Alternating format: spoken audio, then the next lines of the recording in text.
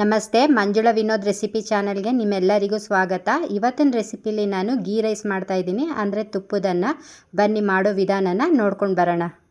Ghee rice ಮಾಡೋದಕ್ಕೆ ಮೊದಲು ನಾನು ಸ್ಟವ್ ಹಚ್ಚಿ ಒಂದು ಕುಕ್ಕರ್ನ ಇಟ್ಕೊಂಡಿದ್ದೀನಿ. ಅದಕ್ಕೆ ಸ್ವಲ್ಪ ಎಣ್ಣೆ ಮತ್ತು ಒಂದು ಸ್ಪೂನಷ್ಟು ತುಪ್ಪನ ಹಾಕ್ಕೊಳ್ತಾ ಇದ್ದೀನಿ. ಗೀ ರೈಸ್ ಅಂದರೆ ಬರೀ ತುಪ್ಪ ಹಾಕ್ಕೊಂಡೇ ಮಾಡ್ಕೋಬೇಕು ಅಂತ ಏನಿಲ್ಲ, ಎಣ್ಣೆ ತುಪ್ಪ ಎರಡೂ ಹಾಕ್ಕೊಂಡು ಸಹ ಮಾಡ್ಕೋಬೋದು. ಎಣ್ಣೆ ತುಪ್ಪ ಎರಡು ಸ್ವಲ್ಪ ಬಿಸಿ ಆದಮೇಲೆ ನಾನು ಇದಕ್ಕೆ ಸ್ಪೈಸಸ್ಗಳನ್ನ ಹಾಕ್ಕೊಳ್ತಾ ಇದ್ದೀನಿ. ಚಕ್ಕೆ, ಲವಂಗ, ಏಲಕ್ಕಿ, ಮರಾಠಿ ಮಗ್ಗು ಮತ್ತು ಪಲಾವ್ ಎಲೆ ಇಷ್ಟನ್ನು ಹಾಕಿ ಒಂದು ಸಲ ಚೆನ್ನಾಗಿ ಫ್ರೈ ಮಾಡ್ಕೊಳ್ತಿದ್ದೀನಿ. ಸ್ಪೈಸಸ್ಗಳೆಲ್ಲ ಸ್ವಲ್ಪ ಫ್ರೈ ಆದಮೇಲೆ ನಾನು ಇದಕ್ಕೆ ಗೋಡಂಬಿನ ಹಾಕ್ಕೊಳ್ತಾ ಇದ್ದೀನಿ. ಒಂದು 20 ಗೋಡಂಬಿನ ಹಾಕ್ಕೊಂಡಿದ್ದೀನಿ. ಅದೆಲ್ಲ ಚೆನ್ನಾಗಿ ಗೋಲ್ಡನ್ ಕಲರ್ ಬರೋವರೆಗೂ ಫ್ರೈ ಮಾಡ್ಕೊಂಡ್ಮೇಲೆ ನಾನು ಇದಕ್ಕೆ ಒಂದು 5 ಹಸಿಮೆಣ್ಸಿನ್ಕಾಯಿನ ಸೀಳಿ ಇಟ್ಕೊಂಡಿದ್ದೆ, ಅದನ್ನು ಹಾಕ್ಕೊಂಡು ಹಾಗೆ ಒಂದು 4 ಈರುಳ್ಳಿನ ಈ ಥರ ಉದ್ದುದಾಗಿ ಸಣ್ಣದಾಗಿ ಕಟ್ ಮಾಡಿದ್ದೆ, ಅದನ್ನು ಹಾಕ್ಕೊಂಡು ಫ್ರೈ ಮಾಡ್ಕೊಳ್ತಾ ಇದ್ದೀನಿ. ಈರುಳ್ಳಿ ಎಲ್ಲ ಚೆನ್ನಾಗಿ ಗೋಲ್ಡನ್ ಕಲರ್ ಬರೋವರೆಗೂ ಫ್ರೈ ಮಾಡ್ಕೋಬೇಕು. ಈರುಳ್ಳಿ ಎಲ್ಲ ಚೆನ್ನಾಗಿ ಫ್ರೈ ಆಗಿದೆ. ಇವಾಗ ನಾನು ಇದಕ್ಕೆ 1 ಸ್ಪೂನಷ್ಟು ಶುಂಠಿ ಬೆಳ್ಳುಳ್ಳಿ ಪೇಸ್ಟನ್ನು ಹಾಕ್ಕೊಳ್ತಾ ಇದ್ದೀನಿ. ಈ ಶುಂಠಿ ಬೆಳ್ಳುಳ್ಳಿ ಪೇಸ್ಟ್ ಹಾಕಿದ್ಮೇಲೆ ಸ್ವಲ್ಪ ಹೊತ್ತು ಫ್ರೈ ಮಾಡ್ಕೋಬೇಕು, ಅಂದರೆ ಶುಂಠಿ ಬೆಳ್ಳುಳ್ಳಿದು ಹಸಿ ಸ್ಮೆಲ್ಲೆಲ್ಲ ಹೋಗೋವರೆಗೂ ಫ್ರೈ ಮಾಡ್ಕೊಳ್ಳೋಣ.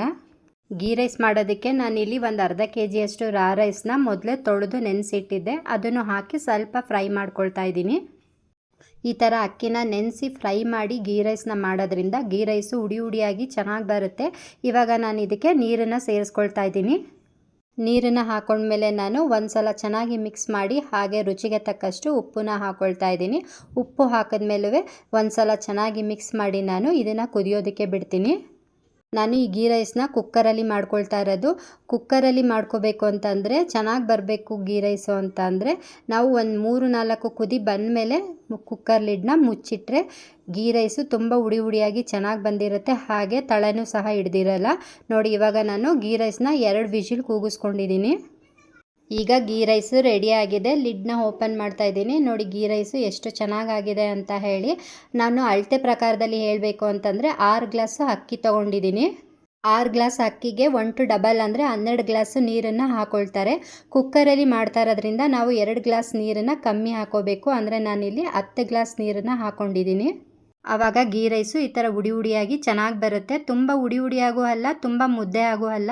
ನೋಡಿ, ಈ ಥರ ಒಳ್ಳೆ ಕನ್ಸಿಸ್ಟೆನ್ಸಿಲಿ ಚೆನ್ನಾಗಿ ಬರುತ್ತೆ ಗೀ ರೈಸು. ಈ ಗೀ ರೈಸ್ನ ನೀವು ಬಟಾಣಿ ಹಾಕ್ಕೊಂಡು ಮಾಡ್ಕೋಬೋದು, ಅಂದರೆ ಹಸಿ ಬಟಾಣಿ ಹಾಕಿ ಮತ್ತು ಡಬಲ್ ಬೀನಿಸ್ ಹಾಕ್ಕೊಂಡು ಮಾಡ್ಕೋಬೋದು. ತುಂಬ ಚೆನ್ನಾಗಿರುತ್ತೆ. ಆ ಸೀಸನಲ್ಲಿ ಸಿಕ್ಕ ಕಾಳುಗಳನ್ನು ಹಾಕ್ಕೊಂಡು ಈ ಥರ ಗೀ ರೈಸ್ ಮಾಡ್ಕೋಬೋದು. ಹಾಗೆ ಈ ಗೀ ರೈಸ್ನ ನಾವು ಚಿಕನ್ ಸಾಂಬಾರು ಜೊತೆ, ಮಟನ್ ಸಾಂಬಾರು ಮತ್ತು ಮಶ್ರೂಮು, ಮೊಟ್ಟೆ ಗ್ರೇವಿ ಜೊತೆ ಸರ್ವ್ ಮಾಡೋದಕ್ಕೆ ತುಂಬ ಚೆನ್ನಾಗಿರುತ್ತೆ. ಹಾಗೆ ವೆಜ್ ಕುರ್ಮಾ ಜೊತೆ ಈ ಗೀ ರೈಸ್ನ ಸರ್ವ್ ಮಾಡ್ಬೋದು, ತುಂಬ ಚೆನ್ನಾಗಿರುತ್ತೆ. ನಾನು ಇದನ್ನು ಸಂಡೇ ಸ್ಪೆಷಲಲ್ಲಿ ಮಾಡಿದ್ದೆ. ಗೀ ರೈಸು ಮತ್ತು ಚಿಕನ್ ಸಾಂಬಾರು ತುಂಬ ಟೇಸ್ಟಿಯಾಗಿ ಚೆನ್ನಾಗಿ ಬಂದಿತ್ತು. ಮುದ್ದೆ ಮತ್ತು ಬರೀ ವೈಟ್ ರೈಸ್ ಮಾಡ್ಕೊಳ್ಳೋದಕ್ಕಿಂತ ಈ ಥರ ಪ್ಲೈನ್ ಗೀ ರೈಸ್ನ ಮಾಡಿಕೊಂಡು ಊಟ ಮಾಡೋದ್ರಿಂದ ತುಂಬ ಚೆನ್ನಾಗಿರುತ್ತೆ. ಐ ಹೋಪ್ ನಿಮಗೆ ಈ ರೆಸಿಪಿ ಇಷ್ಟ ಆಗಿದೆ ಅಂತ ಅಂದ್ಕೊಂಡಿದ್ದೀನಿ. ಇಷ್ಟ ಆಗಿದರೆ ಪ್ಲೀಸ್ ಒಂದು ಲೈಕ್ ಮಾಡಿ, ಹಾಗೆ ಶೇರ್ ಮಾಡಿ, ಕಮೆಂಟ್ ಮಾಡಿ, ಸಬ್ಸ್ಕ್ರೈಬ್ ಮಾಡ್ಕೊಂಡು ನೋಡಿ. ಮತ್ತೆ ಸಿಗ್ತೀನಿ ನೆಕ್ಸ್ಟ್ ರೆಸಿಪಿ ವ್ಲಾಗಲ್ಲಿ. ಬಾಯ್.